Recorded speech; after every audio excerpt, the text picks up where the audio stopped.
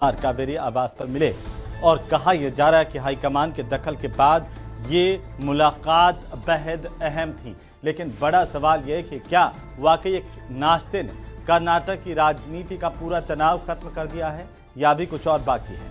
Report देखिए।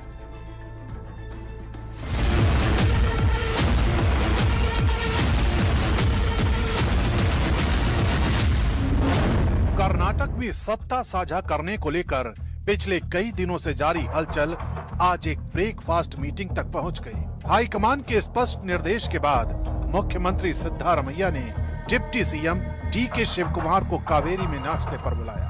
दोनों नेताओं ने कैमरे के सामने मुस्कुराकर एकता दिखाने की कोशिश की, लेकिन भीतर का तनाव जस का तस दिखाई दिया। हालांकि मैसेज यही दिया गया कि सब कुछ ऑल इज वेल है। सिद्धारमैया की तरफ से कहा गया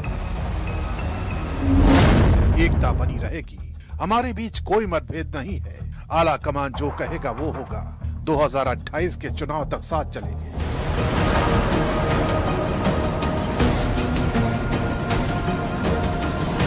सिद्धारमैया ने भले ही मुद्दे को हल्का बताने की कोशिश की, लेकिन डी.के. शिवकुमार की बॉडी लैंग्वेज और हालिया बयान कुछ और संकेत दे रहे हैं। वो लगातार कहते रहे जो हाई कमान कहेगा वही करेंगे। डी.के. शिवकुमार कहते हैं लोगों के भरोसे और सिद्धारमैया की सोच के दम पर सरकार मजबूती से काम कर रही है। विपक्ष का सामना करने की रणनीति भी तैयार है। हाई कमान ने जो कहा मैंने मान लिया, अगर इंतजार करने को कहा तो मैंने इंतजार किया, आगे भी वही करेंगे। डी.के. शिवकुमार का दावा है कि पार्टी में कोई गुटबाजी नहीं है। वे खुद को पार्टी का वफादार सिपाही बताते हुए कहते हैं कांग्रेस को 2028 में फिर से सत्ता में लाना हमारा लक्ष्य है। नेतृत्व के निर्देश पर होने वाली ऐसी बैठकों के बाद जितना बताया जाता है उससे कहीं ज्यादा छुपाया जाता है, लेकिन ये छुपा हुआ सच भी कभी न कभी सामने आएगा जरूर। सवाल ये है कि कुछ घंटों बाद, कुछ हफ्तों बाद या कुछ महीनों बाद, क्योंकि डी.के. शिवकुमार सालों तक इंतजार करने वाले तो दिख नहीं रहे। कर्नाटक की राजनीति में ये लाइन सिर्फ सम्मान नहीं बल्कि इंतजार का इशारा भी मानी जा रही है, खासकर 2025 की वादा कुर्सी बहस के बीच। इसी विवाद और डैमेज कंट्रोल के बीच शिवसेना उद्धव गुट की सांसद प्रियंका चतुर्वेदी भी सामने आई। उन्होंने कहा विवाद को मीडिया ने जरूरत से ज्यादा बढ़ा दिया।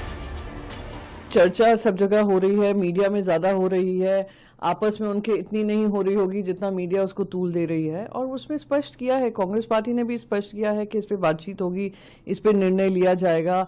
और उनका जो कमिटमेंट है कर्नाटका की जनता के साथ है, कर्नाटका की जनता को जो जो वादे किए थे वो पूरी करने की बात है। 5 साल के लिए एक बड़ा मैंडेट मिला है, उसकी जिम्मेदारी वो समझ रहे हैं।